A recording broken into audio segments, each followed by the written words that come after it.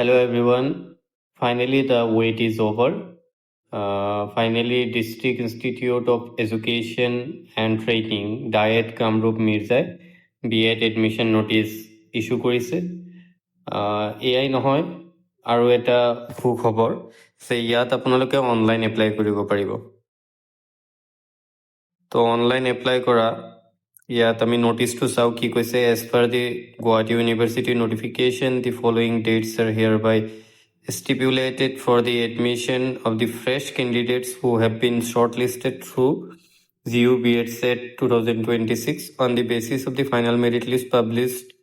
তো ইয়াত বাইট নম্বৰটো দিয়া আছে, notified by the Guwahati University, ইয়াতো বাইট নম্বৰ এটা দিয়া আছে। So the candidates are hereby requested to apply for admission through our website of Diet Kamrup Mirza, that is www.dietkamrup.in.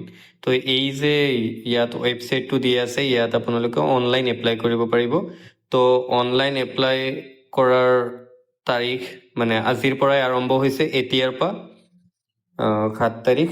তাৰপিছত last date of online form submission 9 তাৰিখ till midnight. 9 তাৰিখে মাজৰাতিলৈকে আপোনালোকৰ last date থাকিব। First merit list ওলাব আৰু ৱেইটিং list ওলাব 10 তাৰিখে। এডমিশ্যন হ'ব 11 তাৰিখে, মানে ফাৰ্ষ্ট মেৰিট লিষ্ট এণ্ড ৱেইটিং লিষ্টৰ। তাৰপিছত যদি ছেকেণ্ড লিষ্ট ওলায়, মানে যদি কিবা ভেকেঞ্চি থাকে, তেতিয়া আপোনালোকৰ 11 তাৰিখে ইভিনিং শ্বিফ্টত আপোনালোকৰ এডমিশ্যন হ'ব। চৰি পাব্লিকেশ্যন হ'ব ইভিনিঙত আৰু এডমিশ্যন হ'ব 12 তাৰিখে। তাৰপিছত নোটাবেন এটা দিয়া আছে, এপ্লিকেণ্টছ কণ্টেইনিং ইনকমপ্লিট ইনফৰমেশ্যন আৰু ছাবজেক্ট টু ৰিজেকশ্যন। যদি আপোনালোকে ইনকমপ্লিট কিবা ইনফৰমেশ্যন দিয়ে তেতিয়া ৰিজেকশ্যন হ'ব।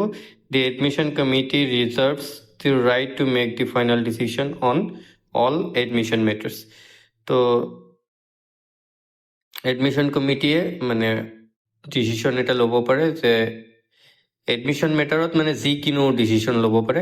চ' আপোনালোকে এই কি ডেটছবোৰ মনত ৰাখিব। আজিৰ পৰা অনলাইন আপোনালোকে কৰিব পাৰিব। 9 তাৰিখ মাজৰাতিলৈকে কৰিব পাৰিব, মানে 11:59লৈকে। তাৰপিছত ফাৰ্ষ্ট মেৰিট লিষ্ট ওলাব 10 তাৰিখে, এডমিশ্যন হ'ব 11 তাৰিখে, ছেকেণ্ড মেৰিট লিষ্ট ওলাব 11 তাৰিখে ইভিনিঙত যদি মানে ভেকেণ্ট থাকে। তাৰপিছত এডমিশ্যন হ'ব 12 তাৰিখে। এইখিনিয়ে আৰু www.dietkamrup.in আপোনালোকে এপ্লাই কৰিব পাৰিব। Thank you so' much for ৱাচিং। আৰু এই ধৰণৰ ভিডিঅ' পাই থাকিবলৈ চেনেলটো ছাবস্ক্ৰাইব কৰি ৰাখিব। Thank U.